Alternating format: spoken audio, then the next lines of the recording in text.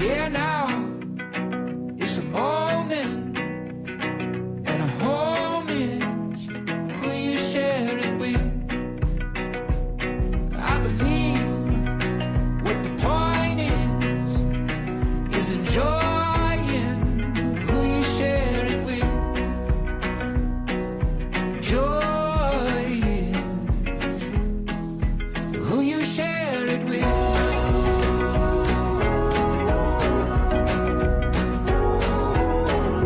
Who you share it with.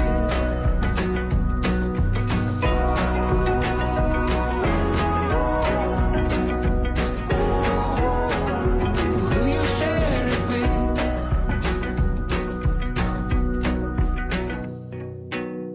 Times and places are all in who you share them with. And it's life, and the point is enjoying who you share it with. Joy is who you share it with. And the Grabe talaga.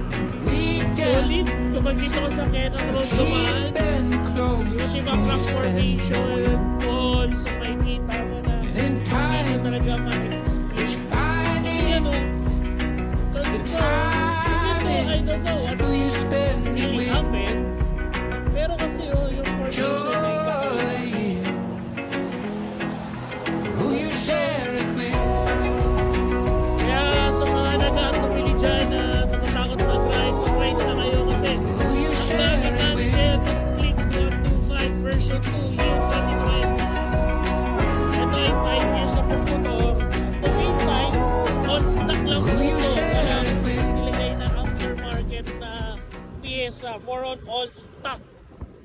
Ang talagang nagpatagal lang dito is maintain mo lang talaga yung engine oil tsaka gear oil na regularly chinecheck ko siya at regularly mo rin pinapacheck up yung motor mo. Tapos yun nga, iwas sa mga yung kalkal, yung iba. Hindi ko naman sinabing pangit yung kalkal. More on preventive lang kasi yung ginawa ko, kaya talagang all stock lang talaga to. More on replace lang ng ano sa CVT, replace lang ng bola, slide piece, belt, ayun no. Talagang subukan nyo, ayun no, ganyang rock formation no. Kaya huwag kayong matakot. Sorry, nawala yung attention ko. Ang ganda yun. Ang ganda. All stock lang to. Tingnan nyo, kinaya niya. Kinaya na Click 125 Year 5. Ito ang Kenon Road.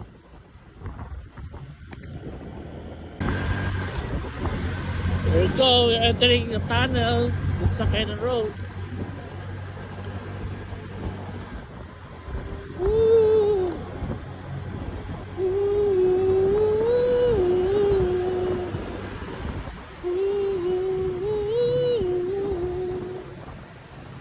Ay, ano siya pa? Ano? Maliit lang siya. Okay. So yun, dahan-dahan lang kayo, dahan-dahan lang kasi no, prone sa landslide. Dahan-dahan lang po tayo. Yun, finally we're here at Baguio. Grabe. Actually, ang biyahe, yun nga, ang biyahe natin from Mandaluyong to Tarlac is around 5 hours. Tapos ngayon, Tarlac to here, Lion's Head, nasa mga 3 hours. Yun nga, medyo mabagal tayo kasi nga, alam nyo naman, 125 lang tayo.